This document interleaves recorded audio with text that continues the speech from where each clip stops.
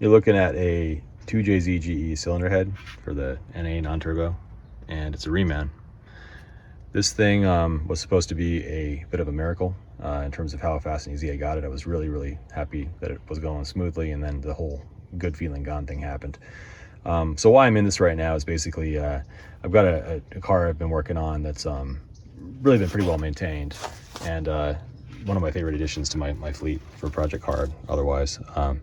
And this thing, when I got it, had I was warned there were some oil leaks and things, so the guy was very straightforward.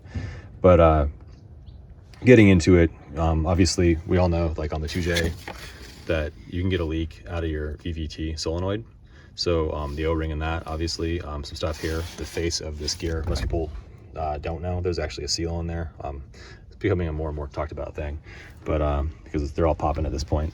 There was that, and then there was actually a really heavy scratch on here, probably from like one of the previous belt surfaces or something, where the tease wheel really couldn't seal. So that oil is getting on the belts, and so is this. So my plan was just to do cams, and then I got into some compression testing and some other things, and stuff was just kind of not being sane. And I knew I had a P0420 that I was chasing, which is the entire bank one. So actually I'll throw a picture in this video that'll show you what I found. That was pretty much the state it's probably at for the last year or three. So it became, as I went into what was supposed to just be seals and a belt job, while you're in there, started doing cams and everything else. And the more I got into it, the more stuff I found that was really very much expected for a 230,000 mile car, no matter how well maintained. So I probably could have let some of it be for a while. Certainly had I let it go, worst case scenario, what would have happened was the belt would have got oily and skipped or snapped, and I'd still be at the same point I'm at now. It would just be unplanned. So the timing is actually better on this. I'm dealing with it while my kid is still working on his permit and busy with other academic duties. So far better now than next year. So I'm going to look at the whole thing as just a big lesson learned and experience. And I really appreciate one of my friends telling me just to enjoy the ride. He had some good advice that kept me from losing it. So appreciate that, Gil. So yeah, this is the box these guys shipped this to me in. So I found this to be kind of lackluster. It came to the retailer like this. You put a 110-pound object in a plastic box sitting on this crap, and that's not my retailer's fault. That's these guys that packed this. Not impressed. So yeah, I actually got it from a local retailer that I like a lot, in which they source from Texas, a place that supposedly does this all day. So when it arrived, it came in this silly crate. That's the top. The bottom looks just like that, just bigger, and it had just a tiny bit of foam holding it from the ground, and the feet on the bottom of the crate are like this. They should be like this and solid, and there should be a structure in there. So it's really a pity, because they did a relatively decent job rebuilding this thing. By that I mean, for the price point, it was about $800 before the core, so that's really a pretty good price considering. However, I did notice on arrival that they didn't have these lock pins in the right positions. This guy should have been at neg 15. This guy should have been at plus 90, which would have had the last two intake and exhaust valve pairs just partially extended, not interfering with each other, and all the other ones would have been at rest. But instead they came with cylinder 2 fully extended, and you can see there's literally hundreds of times more clearance in there. Like I could fit 4 or 5 popsicle sticks through that. It's probably about 7 millimeters in there.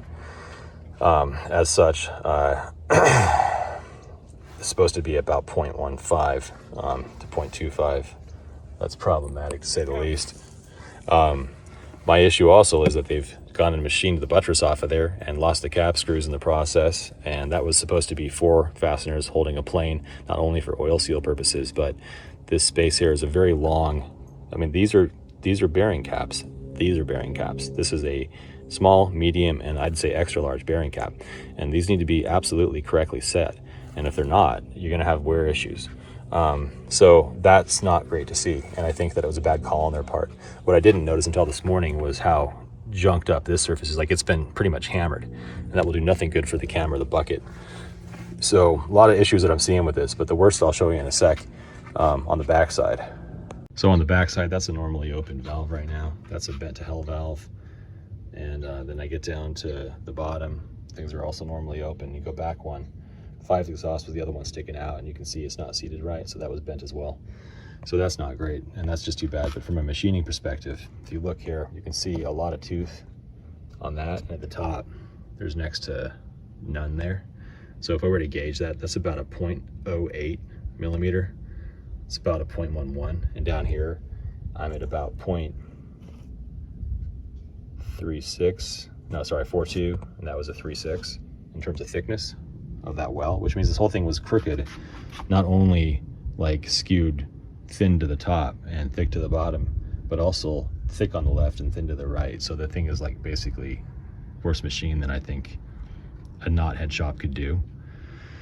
So, you know, lipstick on a pig. At first glance, I thought I was having a Christmas miracle. Now I got a Christmas nightmare. But the retailer's taking good care of me, trying to source something better for me. I'm going to pay more, but I'll get that going. And meanwhile, I got my guy who's building. And it just brings a thing to me up that I'm kind of concerned about here.